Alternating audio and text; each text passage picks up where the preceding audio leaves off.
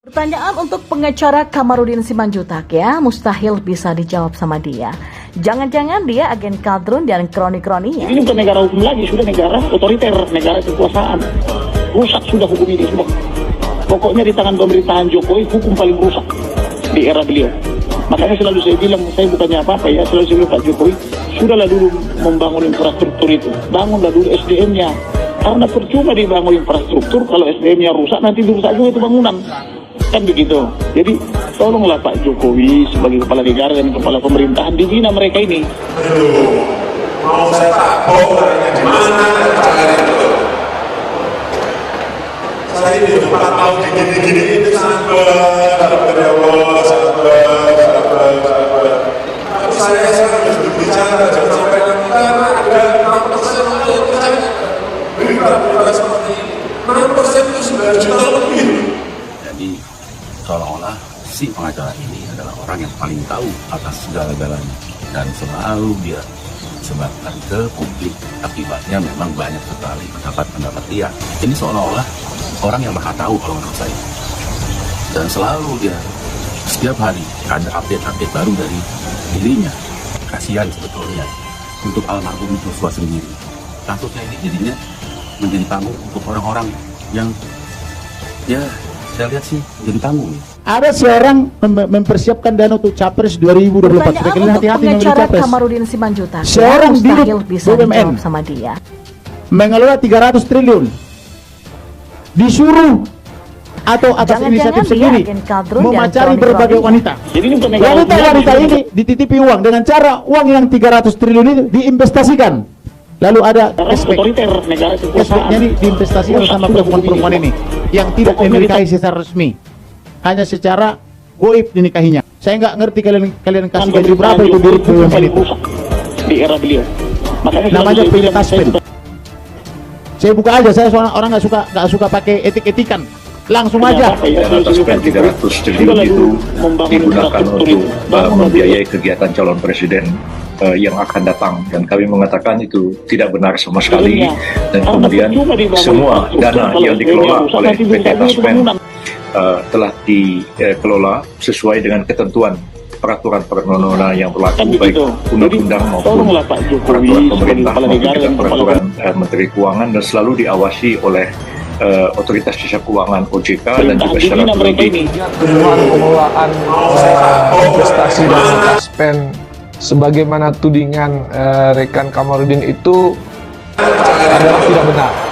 Kami sebagai tim kuasa hukum atas permasalahan ini akan mengambil langkah-langkah hukum untuk melaporkan masalah ini ke pihak kepolisian, sebab kami menduga ada perbuatan pidana.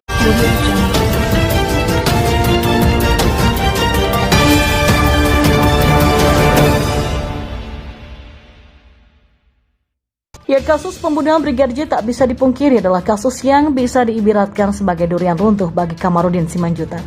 Tidak hanya Kamarudin Simanjuntak, beberapa nama pengacara yang melibatkan diri dalam kasus transnasional ini juga mendapatkan keuntungan dalam bentuk yang berbeda dari kasus mengerikan ini. Nama-nama pengacara yang sebelumnya tidak pernah terdengar begitu bersangkut pada kasus pembunuhan Brigadir J yang melibatkan deretan panjang nama pejabat Polri sekarang menjadi terdengar walaupun tidak sespektakuler Kamarudin Simanjuntak. Saya harus akui bahwa dalam upaya membela kepentingan kliennya, keluarga Brigadir J, sejak dari awal Kamarudin Simanjuntak sudah ngegas, detail dan tidak ragu-ragu dalam melemparkan isu-isu yang mampu membuat semua orang tercengang. Pada awalnya saya berpikir, cerdas banget ini pengacara. Tapi semakin hari aksi Kamarudin Simanjuntak semakin terlihat seperti pengacara yang memanfaatkan kesempatan dalam kesempitan untuk menaikkan level langit dia di atas level langitnya Hotman Paris. Ingatkan peribahasa di atas langit ada Hotman Paris?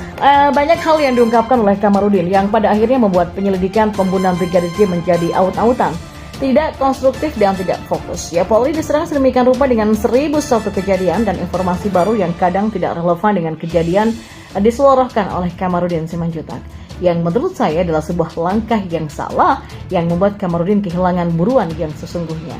Upaya Kamarudin Simanjuntak untuk bisa dikenal dan dipandang sebagai pengacara papan atas ketika dirinya terlibat pada kasus-kasus besar sebelumnya, sebut saja di kasus EKTP dan kasus korupsi Wisma Atlet Hambalang yang membuatnya sesumbar mengatakan bahwa dirinya telah membuat Presiden SBY bersujud menyembah dirinya. Walaupun saya bukan pendukung SBY, tetap saja saya geli loh mendengar pernyataan kayak begitu. Kesesumbaran Kamarudin Simanjuntak tidak hanya terkait perkara-perkara yang pernah dia tangani, tetapi juga terkait masalah pribadinya. Ya, suatu saat Kamarudin mengatakan bahwa istri dan anaknya sempat dibakar hidup-hidup oleh orang yang tidak dikenal saat dirinya menjadi pengacara Rahmawati Soekarno Putri. Kamarudin akan memanfaatkan kejadian yang menimpa istri dan anaknya menjadi alasan atau motivasi mengapa dirinya menjadi pengacara yang berani. Di atas kejadian yang menimpa anak dan istrinya itu, bagi saya adalah gambaran seorang yang berani tanpa memperhitungkan keselamatan anak dan istrinya walaupun tidak sampai meninggal. Kamarudin tidak mampu menjaga keselamatan keluarga di atas ambisi dirinya untuk menjaga seorang pengacara yang terkenal. Sesumbar terakhir dan masih segar adalah pernyataan Kamarudin yang mengatakan jika hukum yang paling rusak adalah di era Presiden Jokowi. Pernyataan ini langsung memperlihatkan pada kita semua tidak hanya Kamarudin yang lupa bahwa tanpa campur tangan Presiden Jokowi, kasus Brigadir J akan berjalan di tempat stagnan. Tetapi juga memperlihatkan betapa Kamarudin adalah seorang yang kufur nikmat. Kamarudin boleh saja lulus S1 hukum dengan predikat cum laude, tapi melupakan sejarah penegakan hukum Indonesia di era Soeharto, langsung mengibiri status cum laude yang pernah diraihnya. Alih-alih mensyukuri bahwa peran dan sosok Kamarudin Simanjuntak menjadi begitu terlihat karena kasus pembunuhan Brigadir J menjadi perhatian Presiden Jokowi, apa yang dilakukan oleh Kamarudin malah menyerang dan menyalahkan Presiden Jokowi. Ya, mungkin orang berpikir Kamarudin Simanjuntak adalah seorang pengacara kawakan karena keberanian yang dia perlihatkan. Namun jika dilihat dari profilnya, Kamarudin baru lulus dari S1 Fakultas Hukum Universitas Kristen Indonesia, Jakarta pada tahun 2000 di usia 26 tahun. Jadi getirnya nasib para pengacara dan praktisi hukum di era Soeharto tidak pernah Kamarudin rasakan. Bahkan sepertinya Kamarudin menolak untuk membaca dan mengetahui sejarah perjalanan penegakan hukum di era Soeharto yang kemudian membuat dia begitu kepedean mengatakan bahwa hukum yang paling rusak di era Presiden Jokowi. Saya selalu mengatakan bahwa seberapa bagusnya prestasi seseorang dalam bekerja, ketika orang itu punya attitude dan etika yang nol besar, maka seluruh prestasi yang dimilikinya akan menjadi nol besar juga. Kita bisa bekerja dan memperkerjakan orang yang kurang pandai, tapi beretika dan beretitude baik, dan sebaliknya banyak orang pintar yang dipecat karena tak punya attitude dan etika terhadap perusahaan, atasan, dan juga marwah dari pekerjaan. Dan seperti itu juga yang sekarang sedang kita lihat pada diri Kamarudin Simanjuntak. Ferdinand Hutahian mengatakan, makin kehilangan simpati, melebar kemana-mana, kesan arogan karena publik berempati pada Brigadir J. Ya, sebagai pengacara pihak korban, sedianya Kamarudin tetap fokus pada upaya pengungkapan kasus, jangan melebar kemana-mana. Karena bukan hal yang mustahil jika di satu titik ada satu kejadian yang justru bisa merugikan pihak korban. Kamarudin Simanjuntak seakan memaksakan untuk bisa terlihat sebagai orang yang sudah membongkar perkara besar, sehingga di masa depan dia bisa sesumbar mengatakan dirinya telah membuat Presiden Jokowi bersujud menyembah dirinya, seperti halnya dia sesumbar mengatakan telah membuat Presiden SBY bersujud menyembah dirinya. Wah, Kamarudin Simanjuntak mampu mengatakan bahwa hukum yang paling rusak di era Presiden Jokowi. Pertanyaan saya, di zaman siapa atau di zaman Presiden yang mana penegakan hukum di Indonesia lebih baik dari di era Presiden Jokowi? Dan pernyataan Kamarudin menghakimi kualitas hukum, dia katakan dalam bentuk umum bukan kasus per kasus. Ada pembaca yang bisa membantu Kamarudin untuk menjawab pertanyaan saya? Ya, banyak orang yang berkata bahwa Kamarudin ini bisa dipercaya dan menjadi orang yang paling dianggap garda terdepan dalam membongkar modus kepolisian di Republik Indonesia. Dengan dia menjadi pengacara keluarga Brigadir Joshua yang ditembak mati oleh Baradae yang diduga kuat dikontrol oleh Verdi Sambo, banyak orang dan rakyat yang berpihak kepada orang ini. Awalnya saya juga percaya kepada apa yang dikatakan oleh Kamarudin, namun semakin lama semakin menjadi-jadi, dan ketika dia mendapatkan kekuasaan yang lebih, dia justru menjadi orang yang halusinasi.